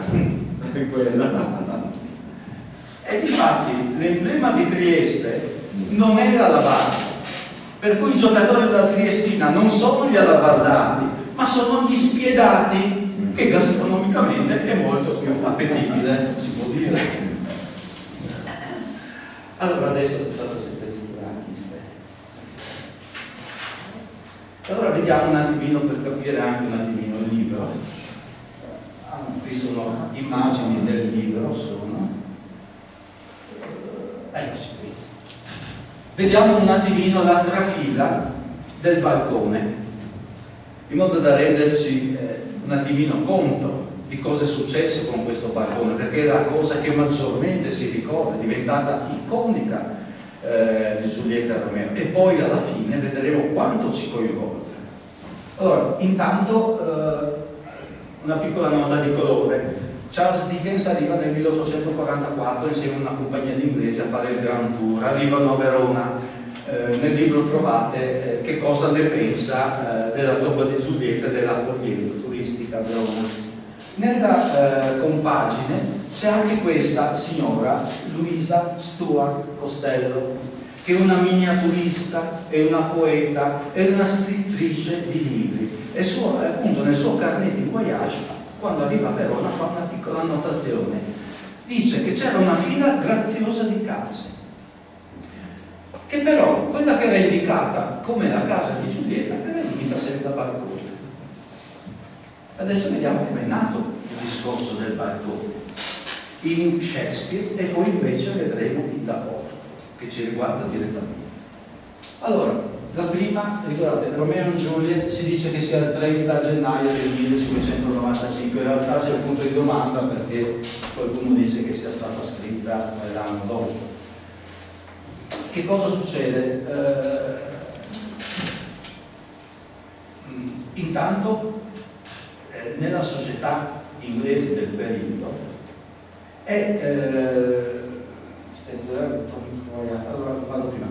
il fatto che non sapessero che cos'è il balcone è dato da questa definizione di questo dizionario fatto da John Florio, che si definiva un italiano inglese, un italiano, A World of World, del 1598, e poi dedicato alla regina nel 1611. Chi era questo John Florio? È quello che praticamente ha arricchito il vocabolario inglese. Noi ci lamentiamo delle parole inglesi quando vengono usate, e spesso conviene che vengano usate. Dovete pensare che l'inglese si è formato in 5 periodi del tempo, per cui c'era l'eletto inglese, poi è arrivato il norellico, poi è arrivato il gallicismo, e alla fine è arrivato questo signore che ha arricchito, perché era un vocabolario molto povero, tant'è che oggi come oggi il 65% delle parole inglesi sono di derivazione latina e il 33%, circa un terzo di quello che usano quotidianamente sono latine, e non ci lamentiamo se ogni tanto arriva qualche parola inglese. Quando deve definire il balcone, che ci mette anche la O, l'accento sulla O, lo definisce a window, a parte, nemmeno lui sa come definirglielo ad ora. E difatti, perché passare da una finestra al bovino, al balco, alla bancarella di un negozio, c'è di tutto e di più, c'è. Non solo, quando arriva questo Tom Corriere, il quale è un viaggiatore che va in giro a piedi e ti fa un libro il cui titolo, io l'ho riportato, occupa 10 righe, praticamente, che mi ha risparmiato un attimino di dover dire cosa, no? È utile questo. Sì, forse perché fa i titoli alla giornata del mio lettato, il quale nel 1611 parla di terrasse, scandalo in Inghilterra, perché lì noi siamo in una società riformista. Ma ti immagini uno che si mette alla finestra a farsi vedere? Questo lasciamo nei continentali, no? Che quelli sono ancora papisti, insomma, no? Ovviamente. Non solo, se voi pensate, c'è anche un'altra cosa da pensare. Normalmente il balcone, anche dalle nostre parti, dove viene messo? Viene messo nella stanza principale. La trovi in camera da letto, perché Giulietta, il balcone, lo posizionano sempre vicino alla camera da letto, lo trovi solo negli alberghi, con vista mare o qualcosa del genere, perché chiaramente non c'è di cucina né niente, c'è la stanza e c'hai il... Scandalo incredibile. Stando all'Oxford English Dictionary, dovrebbe essere 1618, ho messo il punto di domanda perché durante le prime ricerche di settembre era segnato chiaramente 1618, poi è stato tolto, disgraziatamente non l'ho fotografato. Quando ritorna, quando comincia a parlare di balcone? Si comincia a parlare nel 1679 con questo signor Otway, il quale prende pari pari o quasi pari pari il Romeo e Giuliet e lo chiama Caius Marius e lo rifà in epoca romana, tant'è che ci sono proprio dei pezzi ugualissimi, quasi uguali. A un certo punto c'è la Lavinia che dal balcone dice "Oh Marius, where are you?" Marius, proprio come nel Romeo e Giuliet. Ha un grandissimo successo perché viene praticamente ripreso 30 volte in scena dal 701 al 1735. Questo è quello che fa rilanciare il Romeo e Giuliet. Perché? Perché Romeo è partito abbastanza bene, poi è finito nel dimenticatoio come buona parte di questo. La prima volta in cui si parla di balcone realmente è appena nel 1749 in Romeo e Giulietta, quando viene praticamente portato al Covent Garden, viene ripreso e da lì c'è il rilancio e si parla di presenza del balcone. Ma perché? Ma è un motivo anche pratico, perché il globo era fatto così, per cui avevate il proscenio e lì sopra c'era una serie di terrazzamenti. Progressivamente è subentrato il balcone, altrimenti noi avremo solo una finestra. In Laporto noi abbiamo il balcone, ma abbiamo il balcone in alternativa a finestra. Per non ripetere, sono 4 parole in alternativa, come fanno gli scrittori moderni, per non ripetersi finestra, usa finestra, balcone, finestra, balcone. Perché? Perché il balcone è il balcone friulano, è la finestra. Non ha. Quando vi raccontano e vi saltano fuori con il discorso del balcone, ricordatevi che vi prendono per il naso 3 volte. La prima volta perché il balcone non esiste, La seconda volta perché forse andranno in regione a dare soldi per evidenziare un balcone.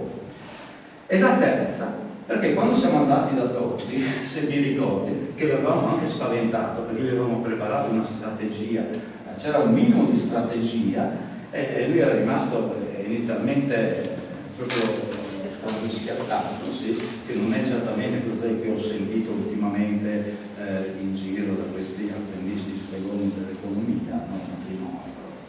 Non c'è, se tu non hai prima il prodotto, è inutile che mi fai il matrimonio. Ho detto sì, fatelo, però non toccatemi il balcone. Ti ricordi? E infatti hanno fatto, e noi siccome siamo partiti con il marchio, loro hanno fatto il marchio e l'hanno registrato come per un marchio Olimpio, tra l'altro. Per cui comunque lì c'era, e da lì era entrata effettivamente, da questo rapporto tra me, Elena e Tosi e loro, hanno capito che c'era la possibilità di una complementarietà che serviva loro per snellire un attimino, tant'è vero che adesso il balcone lo hanno chiuso, l'hanno modificato per ridurre un pochettino la presenza turistica. A noi serviva per avere una sponda che fosse però chiaramente non caricaturale di Verona, ma assolutamente complementare a Verona, in modo da seguire un altro feticcio, seguire un'altra tipologia di target, come avevamo fatto. Purtroppo l'amministrazione udinese di quella volta non ci ha seguito. Vabbè, fa niente. Allora, io adesso, per andare avanti, prima di arrivare alla parte finale, io vi leggerei parte del nono capitolo.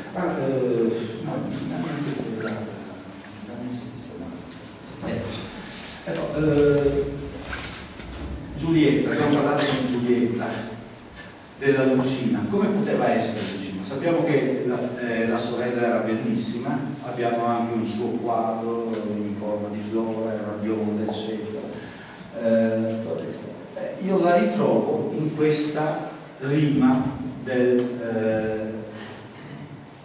da Porto, la bella bocca, e che dice anche com'erano praticamente i la bella bocca che io baciai zappando, e la treccia d'orfin che il cor m'avvise, e che si trova anche nel quadro della Giulia, e il guardo che nel volto mio dipinse or tema, or spemea, or allegrezza, or pianto, il caro braccio che qual dolce acanto ben 1000 volte ai fianchi il cor mi cinse, e l'onorata mano che la mia strinse con l'alto insieme, il parlare saggio e santo, le poppe e il vago senso il qual son reso negli assalti d'amor più volte vinto, cor mi sostenne, or mi fu dolce peso, da noi partendo ma nel cuore estinto, lasso mi gioia e dolore grave acceso, e di flor di morte il viso tinto.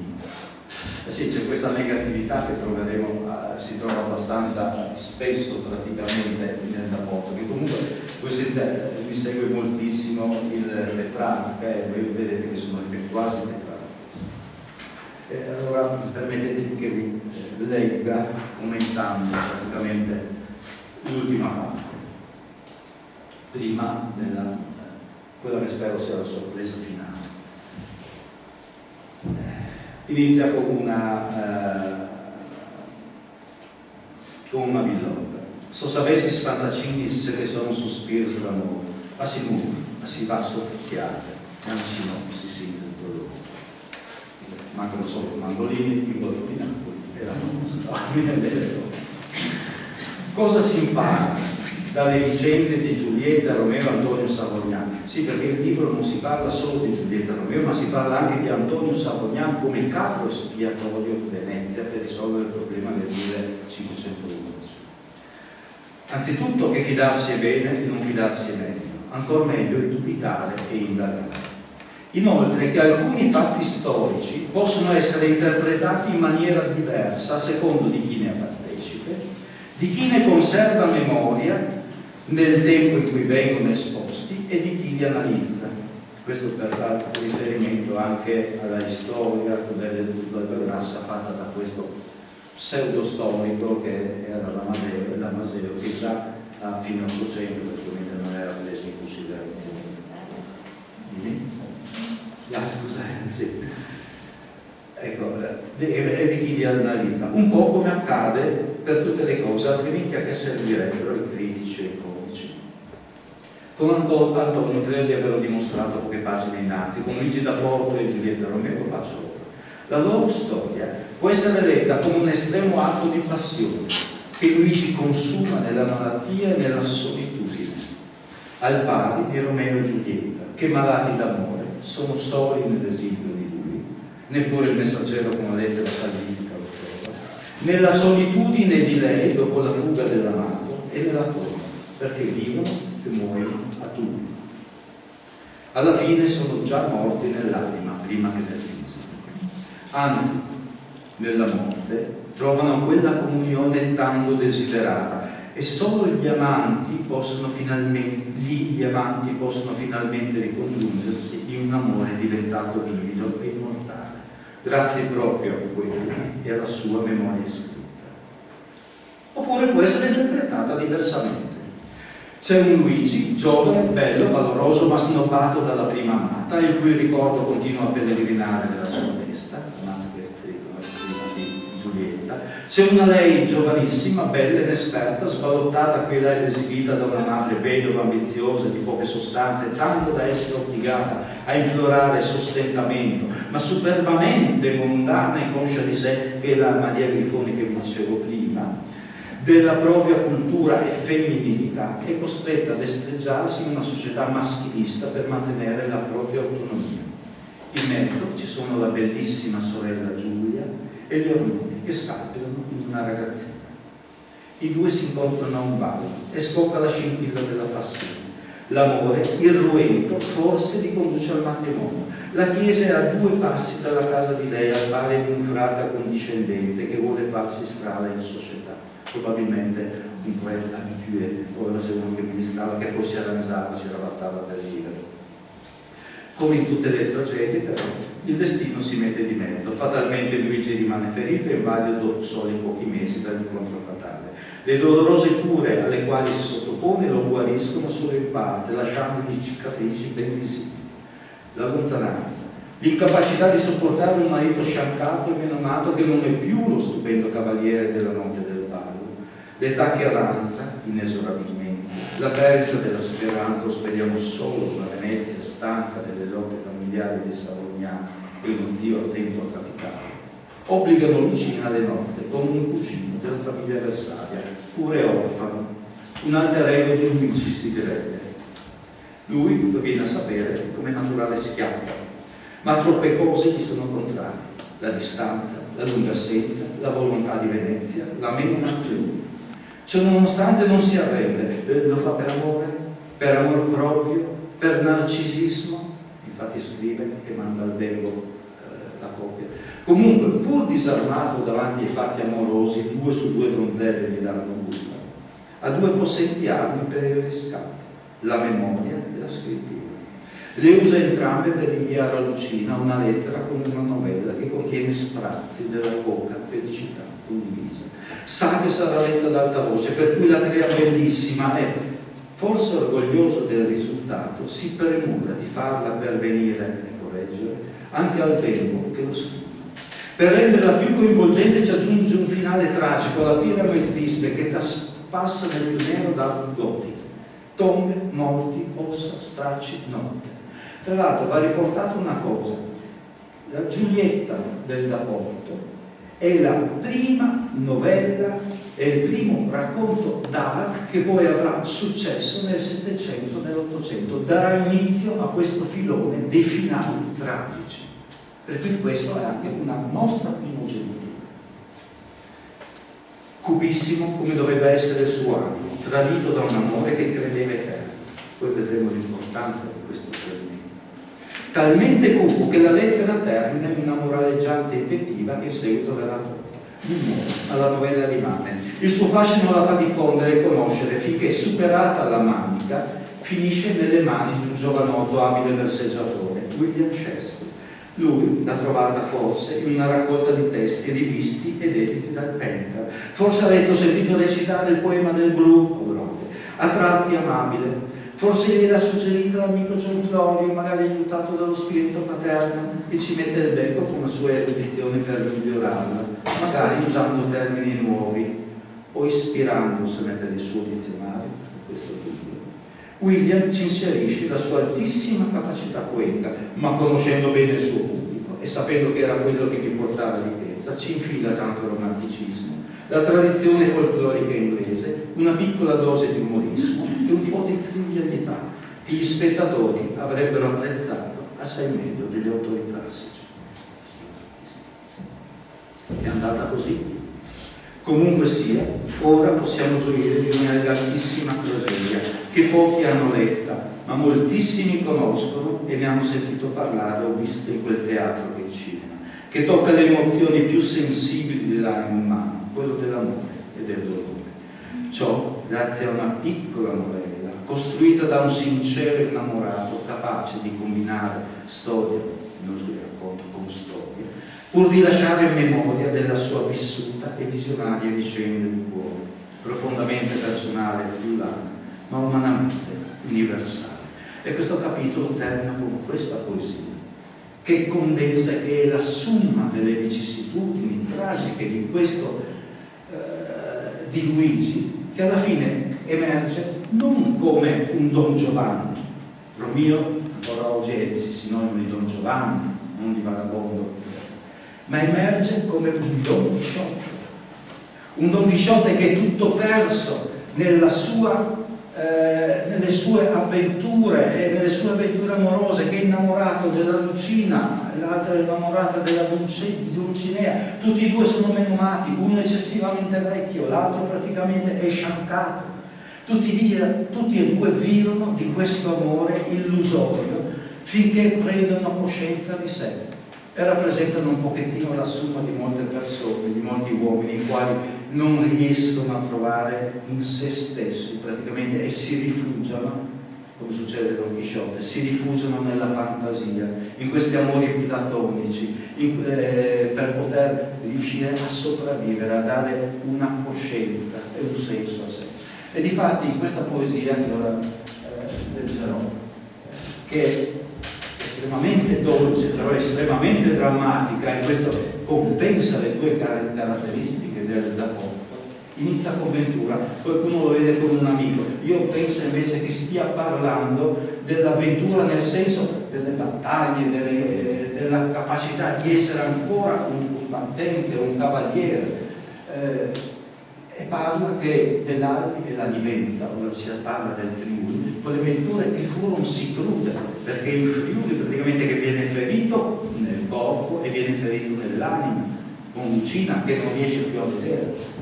Io nel Montorso, lui adesso si trova sciancato nel Montorso, per cui parla e dice: guarda, mi trovo davanti a uno spettacolo bellissimo, però come il Petrarca, come il Don Chisciotte, viene dileggiato praticamente dai biblici.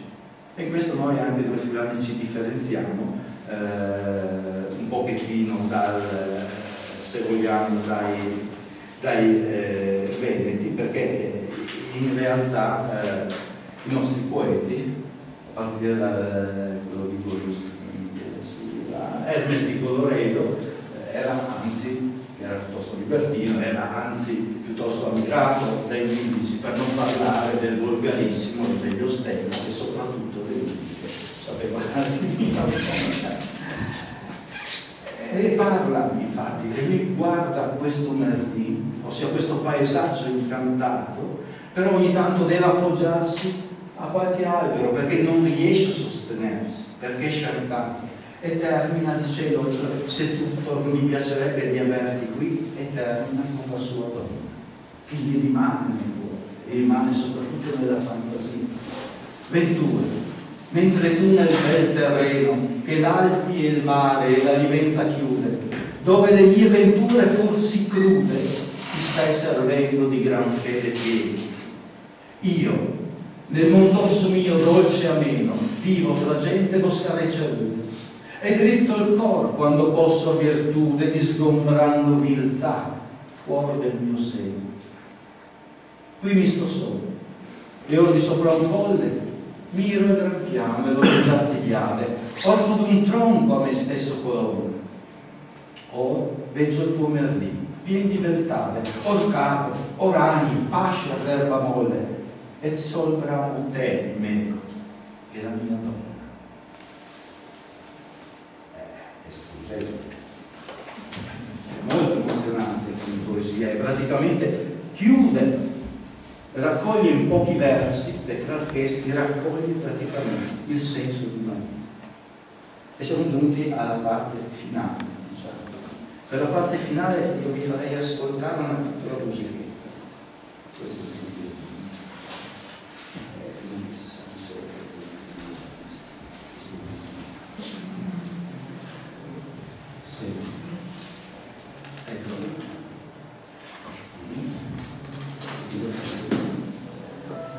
Ecco, è il 1998.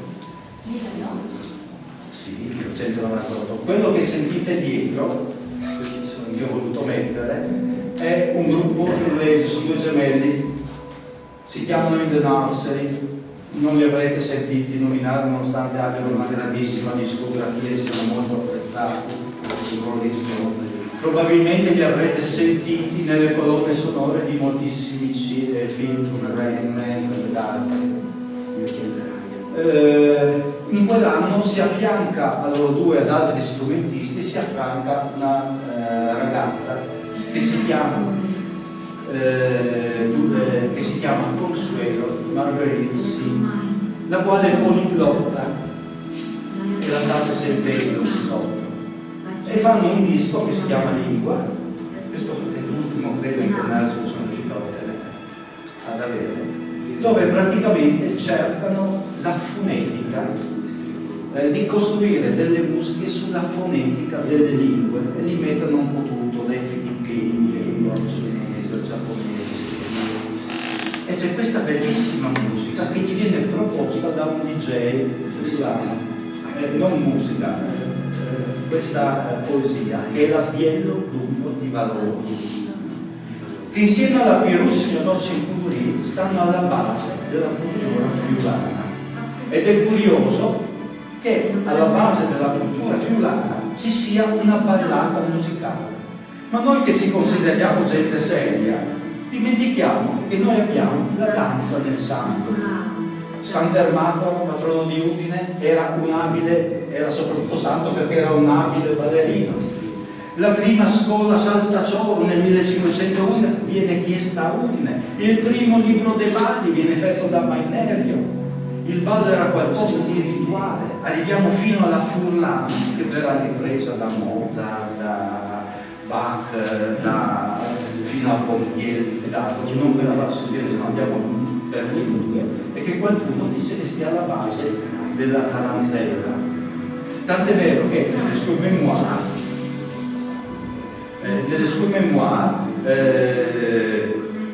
Casanova dice che la balla la considera una danza orgiastica, indiavolata, riesce a ballarla poche volte alla corte di Ismail Pasha a Corfù, con una che non si sa se è una schiava, se è una concubina, eccetera, e la balla dopo che se ne erano usciti alcuni noiosi napoletani con le loro tarantelle.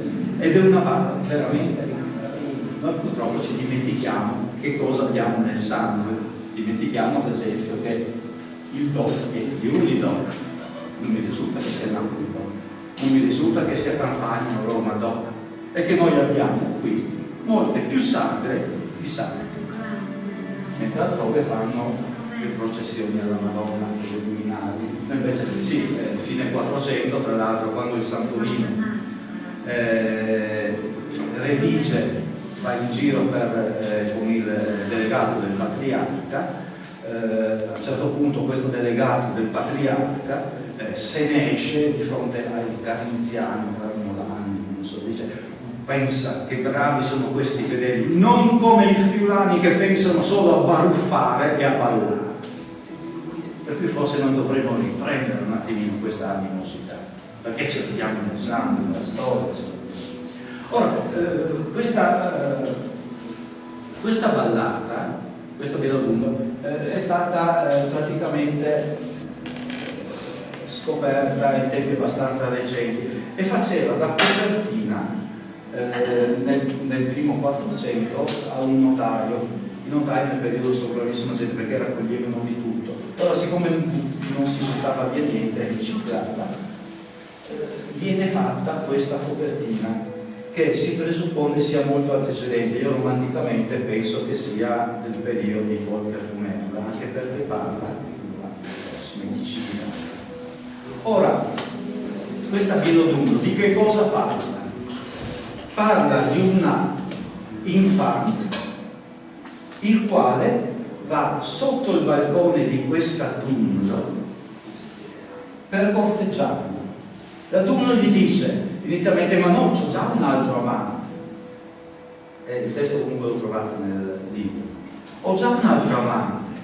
E lui insomma tanto gli dice, tanto fa, dice: guarda che io morirei per te se non... Che alla fine dice: ok, sarai tu d'ora in avanti e per sempre il mio amore. Praticamente è un patto di matrimonio. Anche lui gli dice: ma mi fai entrare in camera? E lei dice: ma sarà visto, più o meno. Non lo fa entrare. Attenzione, questo è molto importante, poi lo vedremo dopo. Si seccano nell'altro. Non lo fa entrare. Non solo, gli dice: stai attento, non passare troppe volte qui sotto, perché potresti avere qualche guaio. Lo stesso lo troviamo in Da Torto e lo stesso lo troviamo poi di conseguenza in Shakespeare. Adesso vi faccio vedere, vediamo i rapporti che ci sono, e questa è una cosa, è una primizia che io ritengo estremamente importante. Che cosa succede? Faccio una premessa. Il Da Porto non è uno scrittore, è uno storico che scrive anche, mette delle novelle all'interno, come quella del Bergamasco che si spaccia per Fiorano per avere credito d'altro, però sono cose brevissime. Essenzialmente uno che riporta i fatti da storico è uno che scrive bellissime poesie, l'avete visto prima. E difatti nella novella lui dice: io è molto tempo che ti ho promesso un racconto, ma fare un racconto presuppone delle capacità molto più ampie di scrittura. E allora lui cosa fa? Fa quello che giustamente ha detto la Liliana prima, fa quello che faceva al tempo, recupera un po' qui, un po' là, soprattutto da Masuccio Salernitano, e poi da Ovidio e da molte cose, sì, da altri praticamente autori del periodo, che era una cosa abbastanza normale.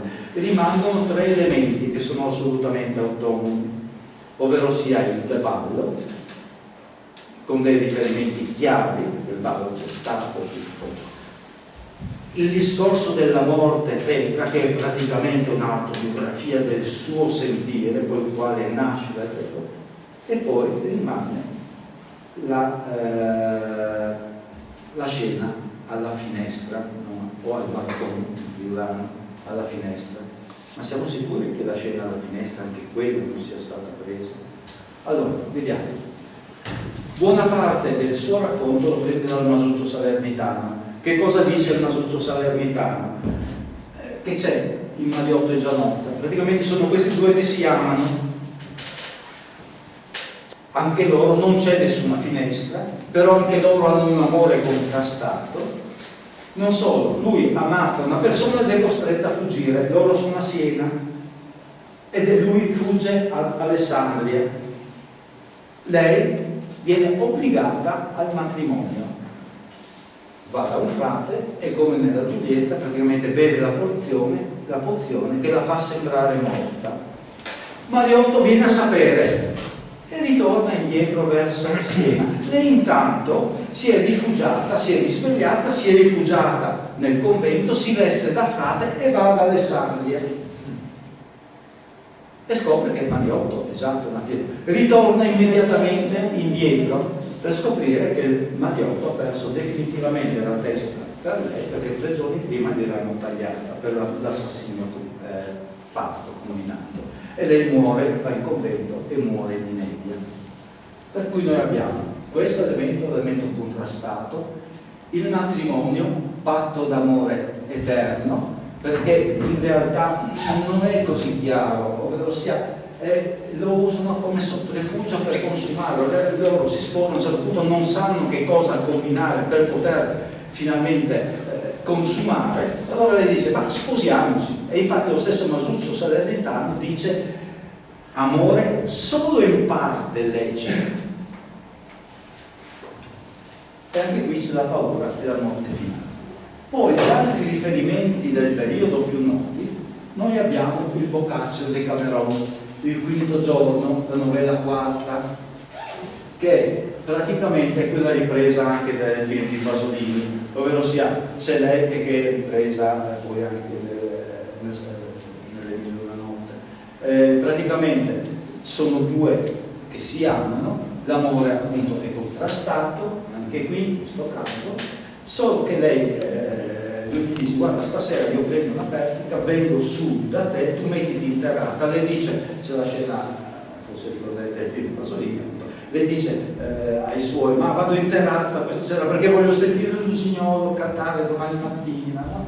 Va su, lui arriva la notte, consumano, lei si addormentano, lei con la mano sul usignolo di lui, o meglio come dice il Boccaccio, nella parte in cui le donne non sarebbe conveniente che lo dicessero agli uomini. L'indomani i genitori vengono per svegliare lei, li vedono tutti e due abbracciati in quella posizione. La madre praticamente sta per urlare perché il padre la ferma e gli dice no ma guarda che quello è di buona famiglia. Chiudono la porta e aspettano che scendono e lo obbligano a sposarsi, quindi è ben felice. Per cui in realtà il matrimonio è una convenienza. Tenete presente bene il discorso del matrimonio. Nel Boccaccio, nel Quinto Giorno, novella 6, succede una cosa abbastanza analoga.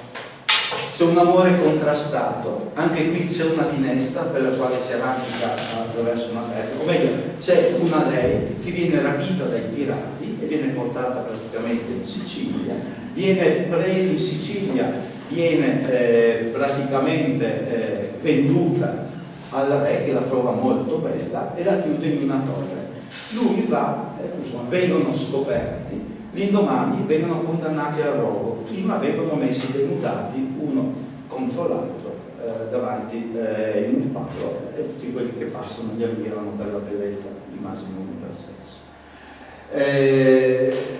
Passa un amico di lui, che lo riconosce perché sa che è di buona famiglia e lui lo implora, ma almeno fai che se ci bruciano assieme possiamo esserci girati dall'altra parte in modo che ci guardiamo negli occhi. Lui invece va immediatamente dal re di Sicilia, dice chi sono e li fa liberare e loro si sposano. In questo caso noi abbiamo l'amore contrastato, abbiamo la finestra, lascia entrare e consumano.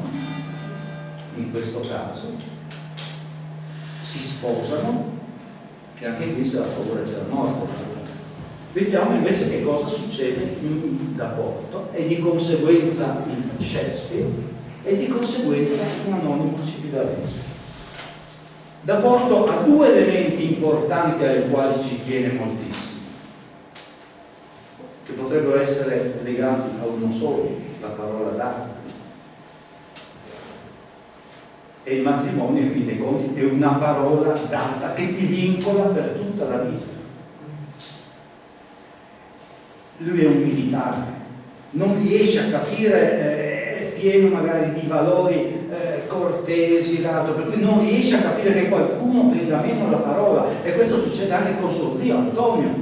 Lo vedi dopo la rivolta della Zoe Pagrassa, in cui viene praticamente diventa il capo espiatorio della Zoe Pagrassa, per cui lo vede angosciato perché gli è sfuggito di mano, capisce che lui che voleva costruire un principato invece è stato buggerato da Venezia, dal Loredano, e lo vede appoggiato contro un ferro che è lì perso, assolutamente perso, che non sa cosa fare, se passare in là. E quando sa che ha tradito, si è passato agli imperiali per salvarsi la pelle essenzialmente, non riesce a capire, perché la parola data è la parola data, e difatti finisce la Giulietta con un'invettiva contro le donne che non mantengono la parola. L'altra cosa importante è difatti il discorso anche del matrimonio. Noi lo troviamo dappertutto, lo troviamo, ossia è centrato sul matrimonio la Giulietta, perché tutti hanno interesse del matrimonio. La Giulietta per pacificare le famiglie, il frate per farsi bello in società se tutto va bene, i genitori di lei perché sta invecchiando e non vogliono perdere, hanno paura di perdere un capitale, perché alla fine è un capitale. Quello là. Lui che vuole che spasima per avere. Per cui matrimonio, e l'altra è l'onore, ovvero sia io non ti faccio entrare, prima sposiamoci, ossia facciamo le cose per bene. Non è l'amore parzialmente lecito del Masuccio Salernitano, e qui noi abbiamo una corrispondenza totale. Morale: se Shakespeare ha preso dal Painter, ha preso il Painter, ha preso dal Brook, tipo la Fiera dell'Est, il Brook ha preso dal Bandello, il Bandello ha preso dal Daporto, il Daporto che si vede costretto, cioè fa una specie di patchwork perché l'altra si sta per sposare e lui vuole ancora essere presente nella memoria di lei. Non è la domanda, a questo punto è retorica, non è che abbia preso dalla Piello Dunno di valore, di ispirazione per la scena al balcone, e che in realtà sia esistita fino a un certo punto, anche perché il palazzo, tu mi insegni, era praticamente un po' incisivo. Sì, Seconda, era proprio una fortezza, era una fortezza. Seconda, allora a questo punto Cividale, perché la Piero Dunno è stata fatta Cividale e lui era Cividale, non è che sia, oltre che uno conto di citare, un punto originale e originario della scena più iconica d'amore che si conosca? Grazie.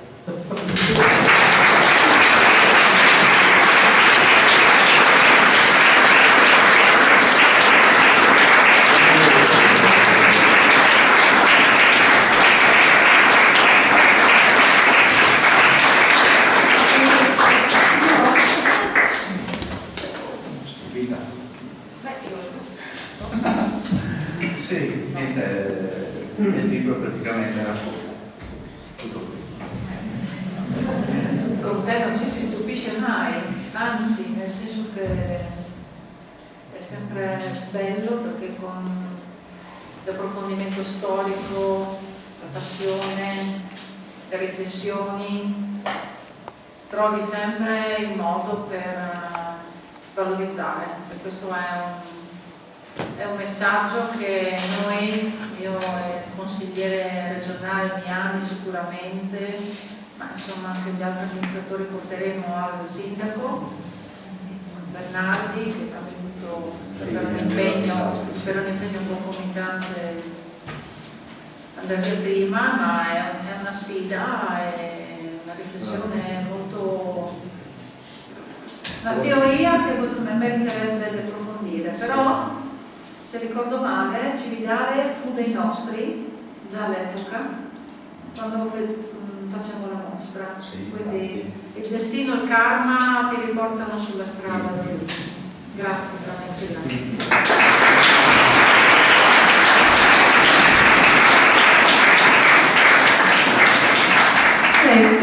Io conoscevo il finale e quando me l'ha fatto leggere in gran segreto, perché doveva essere un segreto, prima ho fatto un salto, poi ho detto beh no, riflettiamoci, ci sta, cioè è una cosa assolutamente nuova, un'altra lettura, ma molto molto seria. Riflettiamoci, è un'ipotesi che alla fine ci pensavo, e con tutte quante queste prove che ha portato a sostegno dell'ipotesi può convincere.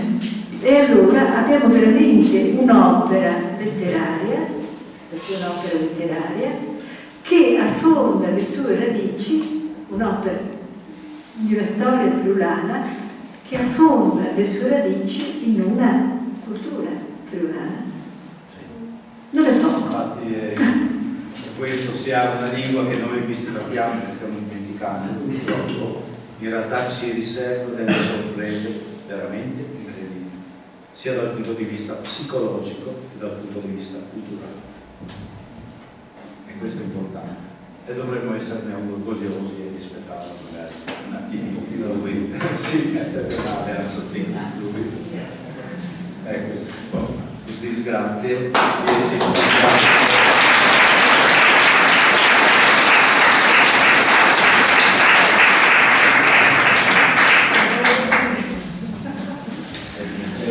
Per il sembra ammazzato.